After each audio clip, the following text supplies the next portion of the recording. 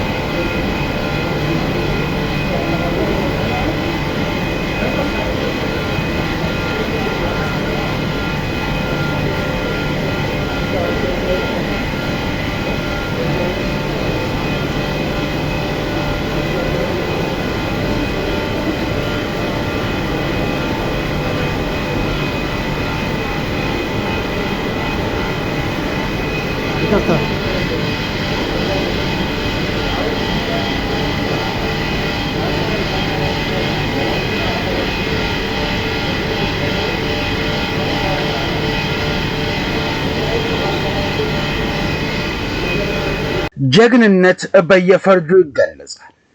አገር እንደ አገር ጸንታ የምትቆመው በትውልድ የሥራ ባህል በታመነ አገልጋይነት እየተባለ ሊዘረዘር ይችላል።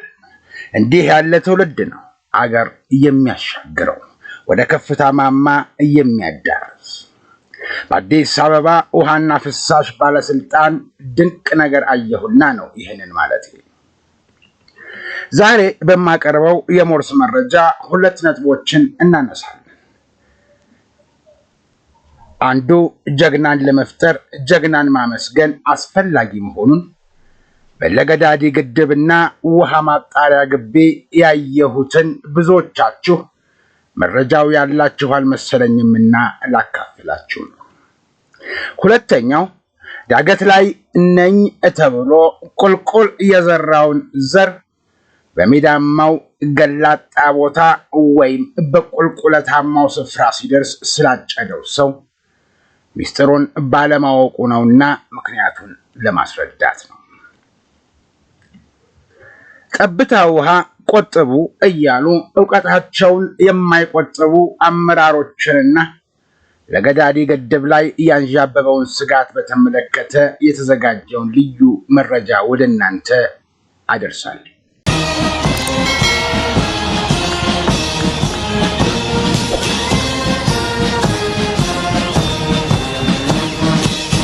ሳስቀድምም ዕውቀትና ችሎታቸውን ያልቆጠቡ አመራሮችን አየሁ። ለስራ የሚተጉ ከሰራተኞች ጋር ህብረት ያላቸውን፣ ትናንት በቅንነትና በታማኝነት ሲያገለግሉ የነበሩ፣ የቀን ጉዳይ ሆኖ ከዚህ ዓለም በሞት የተለዩትን አርአያ ሰብ አድርገው የሚዘክሩ አመራሮችን አየሁ። በእነዚህ አመራሮች ስም የተጻፈበት ወርቃማ ሐውልት በለገዳዲ ውሃ ማጣሪያ ግቢ ውስጥ ቆሞ አየሁ። የትናንቱ ከሌለ የነገው የለም እንዲል ከያኒው ሆነና ትኩረቴን ወደ ሳበው አንድ የመታሰቢያ ሐውልት ጠጋ ብዬ ተመለከትኩ። መታሰቢያ የቆመላቸው ሰው ስም ተጽፏል። የመታሰቢያ ሐውልቱን ያቆሙት የአሁን አመራሮች መሆናቸውን ከበስተግርጌው ጽሑፍ ተረዳሁ። የመታሰቢያ ሐውልት የቆመላቸው የአዲስ አበባ ነዋሪ ለ42 ዓመታት የተጣራ ውሃ፣ ንጹህ ውሃ ሲያጠጡት የነበሩት አቶ እምሩ መኮንን የተባሉ ሰው ነበሩ። እኒህ ሰው ከስራቸው የሚያስቀር ህመም በገጠማቸው ጊዜ እንኳን የተጣራ ውሃ አዲስ አበባ ያገኝ ዘንድ ካልጋቸው ተነስተው በመምጣት መደበኛ ስራቸውን ከውነው እያቃሰቱ እንደመጡ እያቃሰቱ ይመለሳሉ። ጀግናን ማመስገን የሚያውቁና ጀግናን ለመፍጠር የሚታትሩት የአዲስ አበባ ውሃና ፍሳሽ ባለስልጣን ዋና ስራ አስፈጻሚ ኢንጂነር ዘሪሁን አባተ፣ የውሃ ዘርፍ ምክትል ዋና ስራ አስኪያጅ ለሆኑት ለኢንጂነር ፍቃዱ ዘለቀና የባለስልጣኑን ስራ በመከታተል ህዝብ ዘንድ ደርሶ ግንዛቤ ይፈጠር ዘንድ ለምትደክመው የህዝብ ግንኙነት ዳይሬክተር ጋዜጠኛ ሰርካለም ባርኔጣዬን በአክብሮት አንስቻለሁ። ግን ወዳጄ ልቤ፣ ታታሪው ሰራተኛ አቶ እምሩ መኮንን ህይወት ባለፈ ጊዜ የመታሰቢያ ሐውልታቸው በግቢ ውስጥ እንዲቆም መደረጉን በተመለከተ ዋና ስራ አስፈጻሚው ኢንጂነር ዘሪሁን አባተ ለጋዜጠኞች ተናግረዋል።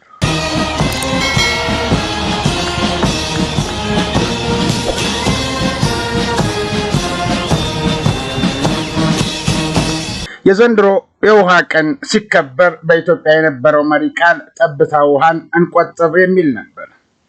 ጠብታ ውሃን እንቆጥብ የሚሉትና ለሕዝብ ጥቅም ሲባል እውቀታቸውን የማይቆጥቡት አመራሮች የለገዳዲ ግድብንና ውሃ ማጣሪያን ስንጎበኝ ያስረዱን እውነታ በየቤታችን ሆነን ውሃ መጣች ውሃ ሄደች ለምንለው ለኛ አንዳንድ ጊዜም ሆን ተብሎ በክፋት የተሞሉ ሰዎች በመኖራቸው ብለን ስንኮንን ለነበርን ለኛ ላልገባን ስንዳክርበት ለደከምንበት ለኛ ምክንያቱ ከባድ ነበር።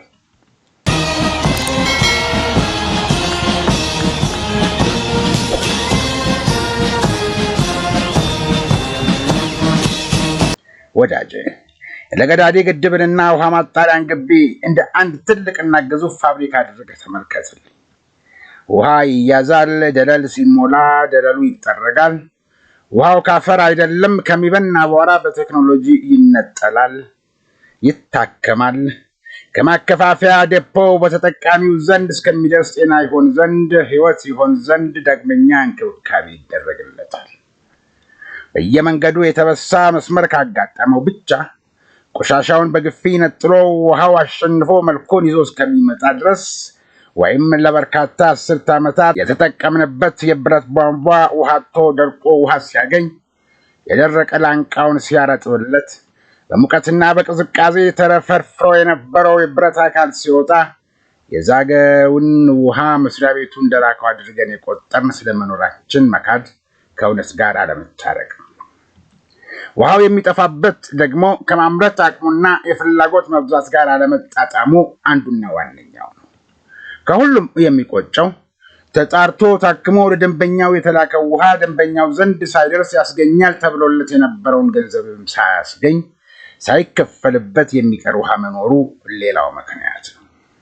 ይህ ብቻ አይደለም፣ ብዙ ነው ውጣ ውረዱ።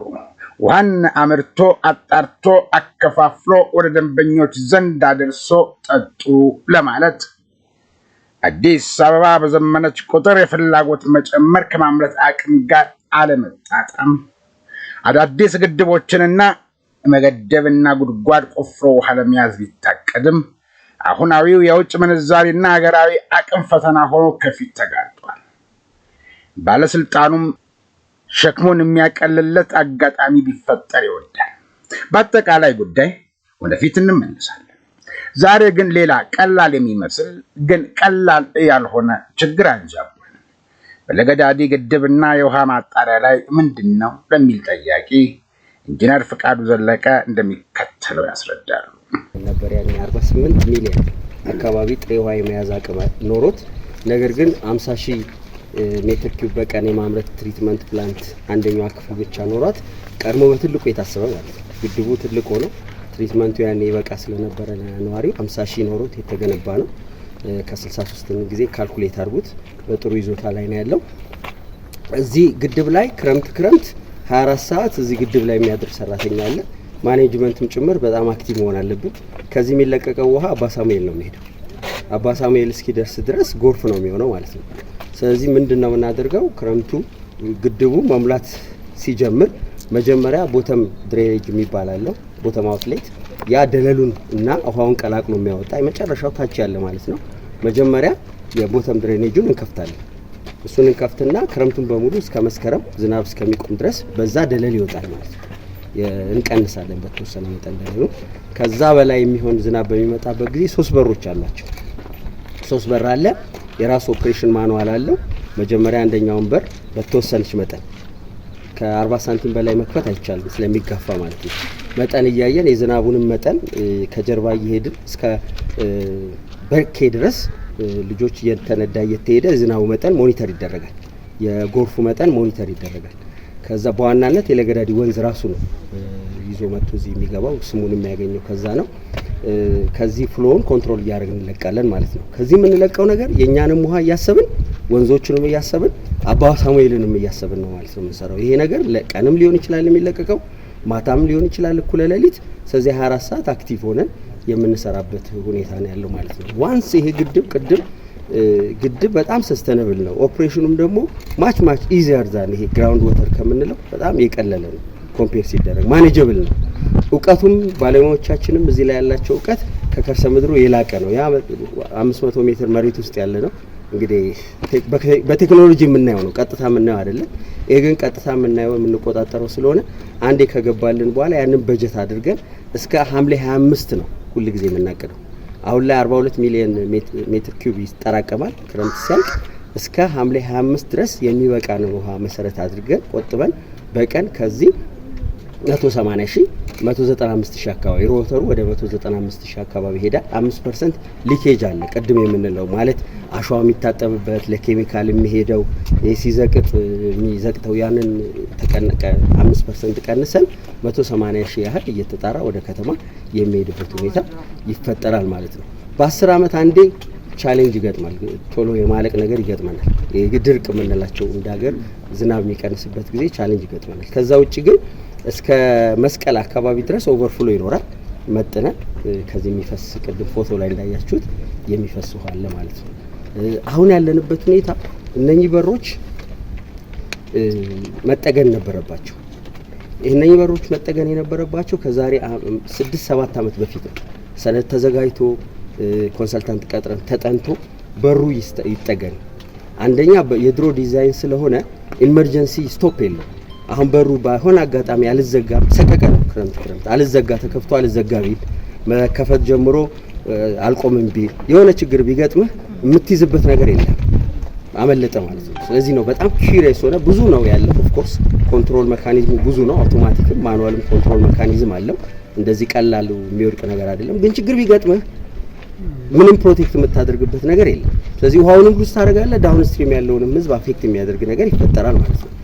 እሱን ለመከላከል የሚያስችል ኢመርጀንሲ ስቶፕ ሎግ የለውም፣ የድሮ ዲዛይን ስለሆነ ማለት ነው። አሁን ላይ የተሰራው ገፈርሳ ብትሄዱ አለ። አሁን እዚህ ላይ እያስገነባ ነው ኢመርጀንሲ ስቶፕ ሎግ። ምንድነው የበር አልዘጋ ቢል ችግር ቢሆን ከላይ ሆኖ የሚገጠም ከግድቡ ጀርባ ይገጠማል። ፐርማነንት ፊክስ አድርጎ ውሃውን ፕሮቴክት ያደርጋል፣ ጎርፍን ያስቆማል ማለት ነው። ይሄን ነገር ከ6-7 ዓመት በፊት ነው የጨረሰው። ግን ሃርድ ከረንሲ ማግኘት ቅድም የምንላችሁ በጣም ቻሌንጅ ስለነበር ይሄ በጣም መሰረታዊ ግድብ ነው። ከተማውን በፐርሰንት ውሃው መጠን ከ677,000 ወይም ከ792,000 አንጻር ስናየው 180,000 ዝቅ ያለ ይመስላል። ከቨር ከሚያደርገው ኤሪያና ከሰስቴናቢሊቲው አንጻር ስናይ ግን ደግሞ በጣም ክሪቲካል።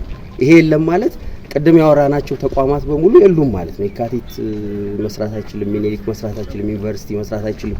ከሱ ጋር ተያይዞ ያሉ ነገሮች በሙሉ ኢቭን አብዛኛዎቹ እንትኖች እዚህ ላይ ጥቁር አንበሳ እዚህ ላይ ነው ያለው፣ ዘውዲቱ እዚህ ላይ ነው ያለው፣ አብዛኛው ሆቴል ሸራተን እዚህ ላይ ነው ያለው። ትልልቅ ካሳንቺስ የምታዩቸው የቢዝነስ እንትኖች በሙሉ እዚህ ላይ ነው ያሉት እና የከተማውን በጣም ኢኮኖሚካሊ፣ ፖለቲካሊ፣ ሶሻሊ መሰረታዊ የሆኑ አካባቢዎች ላይ ስርጭት የሚያደርግ ተቋም ስለሆነ ቅድሚያ የሚሰጠው ነው።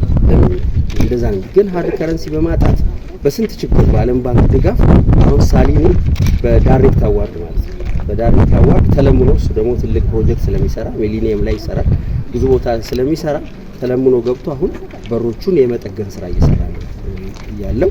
በዚህ አመት ውሃውን አሁን በጣም ወርዶ የምታዩት በዚህ ደረጃ በዚህ ወቅት አይሆንም ነበር። የምናደርገው ምንድነው ድሬና ለገዳዲን እየቀላቀልን እንጠቀምና መጋቢት ሚያዝያ ላይ ድሬ ታልቃለች፣ ለገዳዲ ብቻውን እስከ ሐምሌ ድረስ ይዞ ነበር የሚሄደው። አሁን ይሄንን በር ለመጠገን ውሃ መውረድ ስላለበት ቀድመን ይሄንን ለመጨረስ ድሬን ብቻውን እየተጠቀምን ለገዳዲ ብቻውን እየተጠቀምን ያንን ዘግተነው ነው ያለነው ቶሎ እንዲያልቅ ማለት ነው እንጂ በዚህ ወቅት እዚህ ሌቭል አይደለም የሚደርሰው ማለት ነው።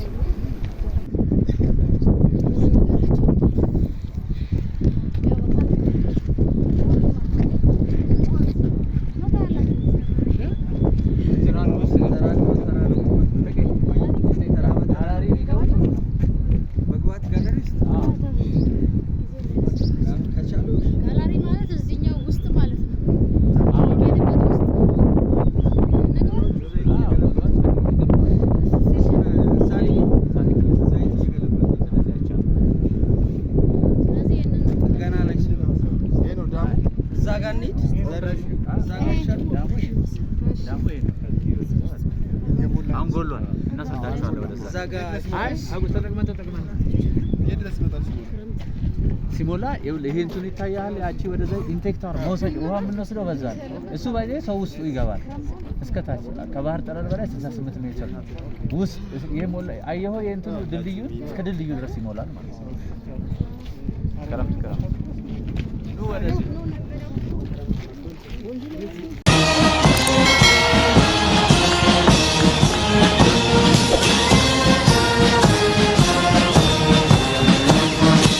ውሃ መጣች ውሃ ሄደች እያልን የምንል ሁሉም ጉድ ከጀርባ ነው እንደሚባለው ከጀርባ ያለውን የወንዝ የውሃ ዳርቻ ላይ ወገብ የምንፈትሽ ውሃው ሄዶ የት እንደሚገባና ዋና ውሃ የምናቆሽሽኛ ስለመሆናችን በቀጣይ እስከምንገናኝ ራሳችንን እየጠየቀን እንቆይ። ከሰው ተጣልተን ከተፈጥሮ ተጋጭተን ከአካባቢያችን ተኳርፈን እንዴት እንዘልቃለን? ሰፈሬ ዳገቱ ላይ ነው ብሎ ቁልቁል ወንዙን የሚበክለው ሰው በአጋጣሚ በሜዳውም ወይንም በቁልቁለታማው ስፍራ ሲደርስ በድካም ጉሮሮ ቢደርቅ ውሃ ቢጠማው ምን ይጠጣል? ጠዋት ከዳገቱ ላይ ሆኖ የላከው የዘሩትን ማጨድ ይሏል እንዲህ ነውና አካባቢያችንን መጠበቅ ከተፈጥሮ ጋር መስማማት ለራስ ከሰው ጋር መፋቀር ለራስ ነው። በቀጣይ በሞርስ ልዩ መረጃ በዚህ ላይ በርካታ ነጥቦችን እናነሳለን። እስከዚያው ድረስ አዲስ አበባ ዋና ፍሳሽ ባለስልጣን ድረስ ሄጄ ለስራ ኃላፊዎች እንዳነሳላቸው የምትፈልጉት ሐሳብ ካለ በ0911698322 ወይም john8465@gmail.com ላይ ሐሳብ ጥቆማ አስተያየታችሁን አድርሱ። ለቀጣይ እስከምንገናኝ ሰላማችሁ ይብዛ ብዬ አድማጭ ተመልካቾችን ከመሰናበቴ በፊት ይህን የጉብኝት ዕድል ለጋዜጠኞች ያመቻቸውን የአርታዕያን ማህበርን አመሰግናለሁ።